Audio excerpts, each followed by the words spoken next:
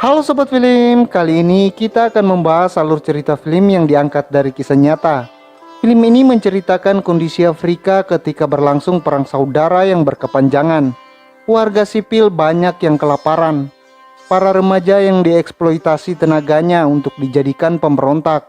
Barang siapa yang tidak mau bertempur dan bekerja, maka harus bersiap dengan konsekuensi yang ada. Oke, tanpa banyak basa-basi langsung saja kita masuk ke alur ceritanya.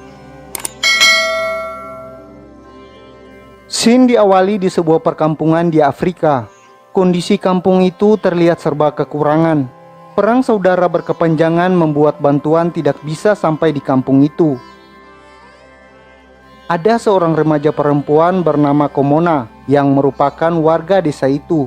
Kemiskinan yang sudah ada sejak dulu membuat Komona kebal dengan setiap kekurangan. Di suatu hari yang cerah, tentara pemberontak mendatangi kampung mereka. Mereka menyebut dirinya sebagai Great Tiger. Warga kampung yang tak bersalah dibantai tanpa pandang bulu. Mayat ratusan orang tergeletak di tanah.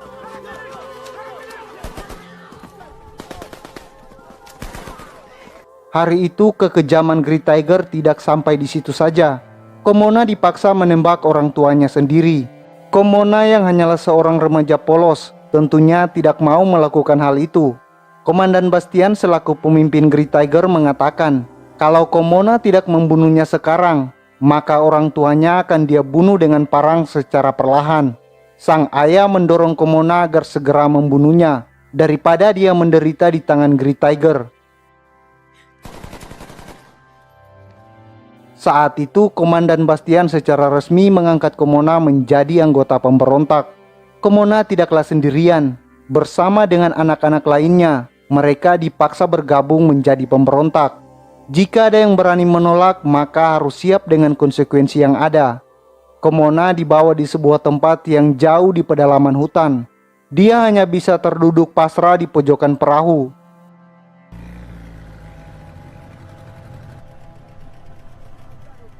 Singkat cerita, akhirnya mereka mendarat. Total ada 10 anak dan 20 pucuk AK-47 yang berhasil mereka ambil. Hari pertama Komona bergabung. Dia disuruh membawa barang rampasan yang jauh lebih berat daripada tubuhnya. Mereka diperintahkan berhenti di sebuah titik dan diajarkan cara memegang senapan. Si komandan memberikan propaganda kalau senapan itu adalah jelmaan dari orang tua mereka yang sudah dibunuh. Mereka harus memperlakukan senapan dengan penuh hormat.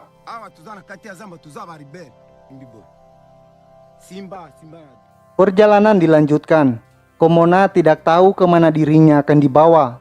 Dia terpaksa menerima pukulan karena terjatuh kelelahan. Sepanjang hari Komona hanya menangis, tapi tidak ada yang peduli dengan tangisannya. Bahkan jika dia ketahuan menangis, maka pemberontak akan memukulinya. Seorang pemberontak albino bernama Majesi rupanya sangat peduli dengan Komona. Dia memberikan Komona sebungkus biskuit untuk mengisi tenaga. Remaja yang baru direkrut diperlakukan seperti budak.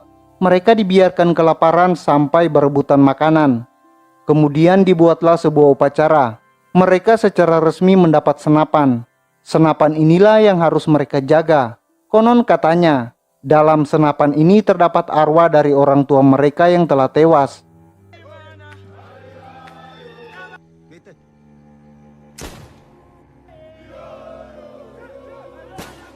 Dalam upacara itu, mereka juga dipaksa minum getah dari sebuah pohon.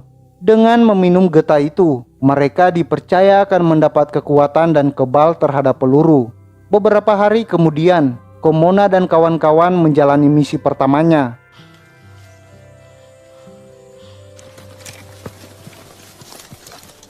Pemberontak yang tidak terlatih dapat dengan mudah dikalahkan oleh pasukan pemerintah. Semuanya tewas kecuali Komona yang berhasil kabur. Komona dianggap sebagai penyihir karena berhasil selamat dari maut. Peperangan demi peperangan Komona lalui. Dia mulai terbiasa dengan senapan dan parang. Semenjak dia meminum getah yang diberikan, Komona selalu melihat sosok putih di hutan. Dipercaya kalau itu adalah hantu yang bersemayam di sana.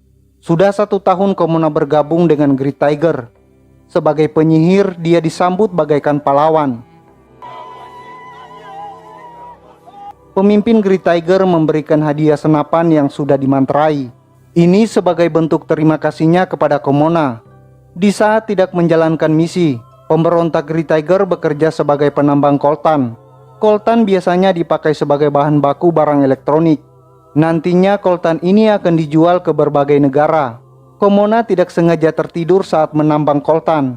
Dia langsung dipukuli oleh penjaga. Majesi yang berada di dekat Komona segera menghentikan penjaga itu. Dia beralasan kalau Komona adalah penyihir.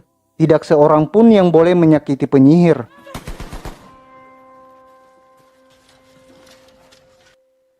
Kemudian mereka mendapat tugas baru, yaitu menyerang pasukan pemerintah. Komona yang dulunya adalah remaja polos, kini sudah tidak ragu membunuh pasukan pemerintah. Keberhasilan mengalahkan serta merampas senjata pasukan pemerintah dirayakan oleh pemberontak Great Tiger. Semua larut dalam kegembiraan dan meneriakan nama Komona.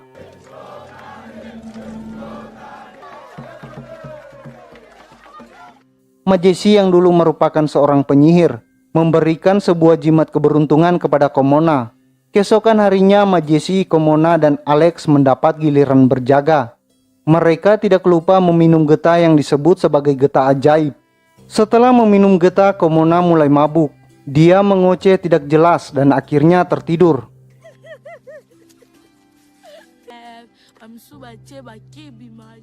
Beberapa saat kemudian, mereka kedatangan tamu yang tidak diundang. Pasukan pemerintah berhasil menemukan tempat mereka. Majesi melepaskan tembakan diikuti teman-temannya. Tapi tembakan itu sia-sia. Pasukan pemerintah dapat dengan mudah maju dan membunuh mereka satu persatu.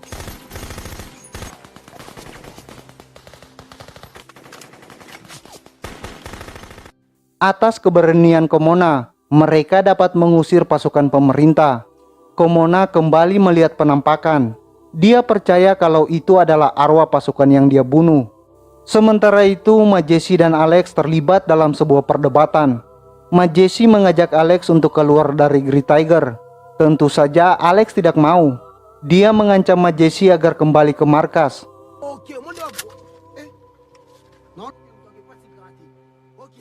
Tapi perdebatan itu berakhir ketika Alex memilih kembali ke markas. Majesi juga mengajak Komona. Dia bercerita kalau 3 penyihir terakhir sebelum dirinya telah tewas ditembak oleh pemimpin Great Tiger. Dia tidak mau kalau Komona menjadi korban selanjutnya. Mendengar cerita dari Majesi, Komona akhirnya bersedia kabur. Mereka berencana tinggal di rumah paman Majesi yang berada tidak jauh dari situ. Rupanya Majesi diam-diam menyimpan rasa kepada Komona. Dia sangat ingin menikahi Komona. Sesuai pesan dari ayahnya dulu, jika ada laki-laki yang ingin menikahi Komona, maka harus mencari seekor ayam putih sebagai syarat di daerah Afrika. Ayam putih adalah barang langka. Cinta Majesi yang besar terhadap Komona membuatnya rela keluar masuk desa untuk mencari ayam putih. Tak jarang Majesi menjadi bahan tertawaan warga setelah mendengar permintaannya itu. Karena tidak kunjung menemukan ayam putih, Majesi meminta agar syaratnya dikurangi. Tapi syarat tetaplah syarat. Wasiat dari ayahnya tidak dapat dirubah. Mereka berdua memilih kembali berjalan. Sebuah mobil terlihat menyeberangi rel kereta api. Majesi sengaja menabrakkan diri ke mobil. Dia berakting sebagai korban tabrakan.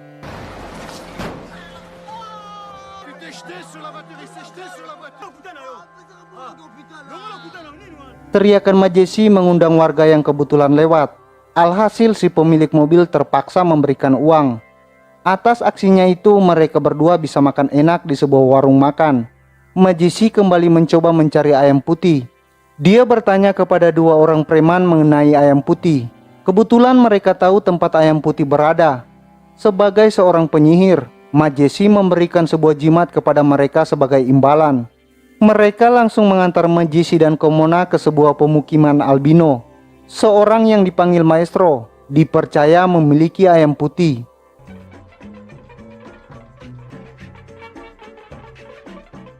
Rupanya Maestro memiliki 3 orang istri.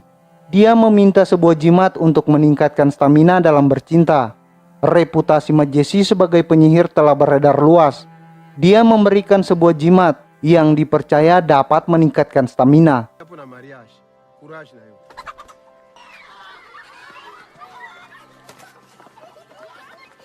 Setelah mendapat ayam putih, Majesi secara resmi menikahi Komona. Mereka pun lanjut pergi ke rumah pamannya. Paman Majesi bekerja sebagai tukang daging. Dia sering dipanggil oleh tetangganya sebagai penjagal. Kehidupan Komona mulai berangsur normal kembali. Dia belajar menjadi istri yang baik untuk Majesi. Mereka juga bekerja di perkebunan sawit milik warga sekitar.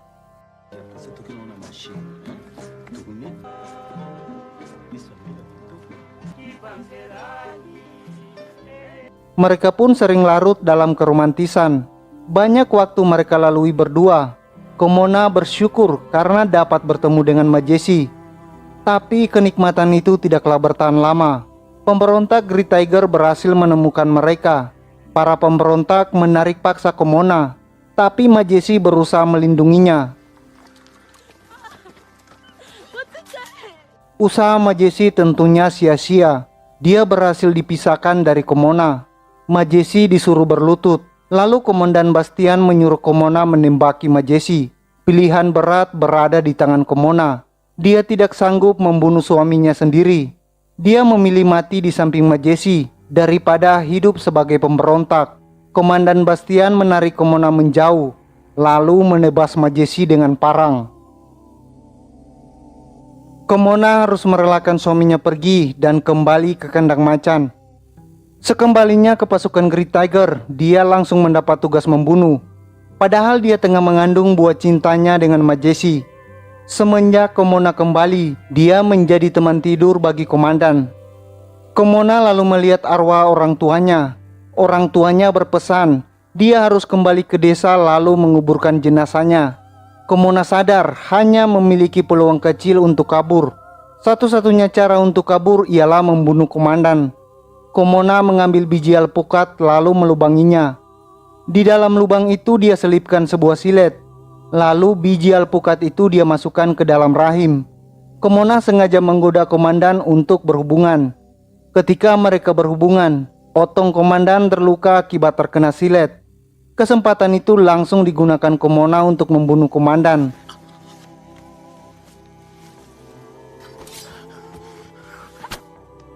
Dia lari sejauh mungkin meninggalkan camp.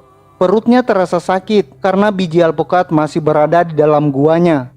Untungnya tak jauh dari sana Komona berhasil menemukan sebuah klinik.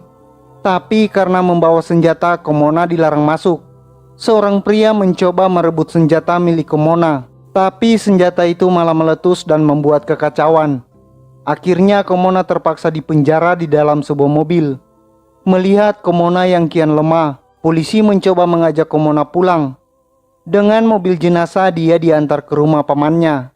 Pamannya terlihat kaget dan langsung menggendong Komona masuk ke dalam. Sang nenek membantu Komona mengeluarkan biji alpukat yang menyangkut di dalam guanya. Kehadiran Komona mengingatkan sang paman kepada anaknya. Anak serta istrinya menjadi korban dari kekejaman Great Tiger. Setiap malam Komona selalu mengigau mencari senjatanya. Propaganda pemberontak telah berhasil masuk ke dalam alam bawah sadarnya. Semakin hari perut Komona semakin membesar. Di saat yang bersamaan dia juga selalu bermimpi tentang ayahnya yang menyuruh kembali ke desa untuk menguburkan jenazahnya. Komona terpaksa kabur dari rumah sang paman menuju desanya. Sepanjang perjalanan dia merasakan kontraksi hebat, pertanda bayinya akan segera lahir. Komona terpaksa menepi sejenak, lalu dia melahirkan seorang diri.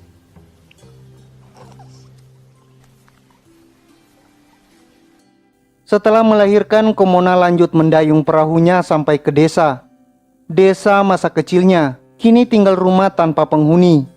Sejak kejadian 2 tahun lalu, tidak ada yang berani kembali ke tempat itu. Dia masuk ke dalam mencari jenazah orang tuanya, tapi semua jenazah warga sudah tidak berada di sana. Komona menemukan sebuah sisir milik ayahnya dan kaos milik ayahnya, tapi dia tidak dapat menemukan jenazah orang tuanya. Komona mengubur benda yang selalu dipakai orang tuanya. Komona meneteskan air mata mengingat semua kejadian yang menimpanya. Dia kembali ke rumah paman dengan berjalan kaki. Di perjalanan dia menamai anaknya Majesi. Dia berharap kelak anaknya dapat berani dan teguh seperti mendiang suaminya. Di perjalanan ada seorang pria menawarkan tumpangan gratis. Komona naik ke atas mobil dan kembali ke rumah pamannya. Film pun tamat. Nah, gimana alur ceritanya? Pemberontakan dan perang saudara di Afrika sungguh sangat sadis. Korban adalah anak-anak dan perempuan. Sampai sekarang masih banyak terjadi pertikaian antar suku. Intinya cara kekerasan tidak akan pernah menemukan titik terang, malah akan menimbulkan kekacauan yang terselubung. Oke, sampai jumpa di alur cerita berikutnya.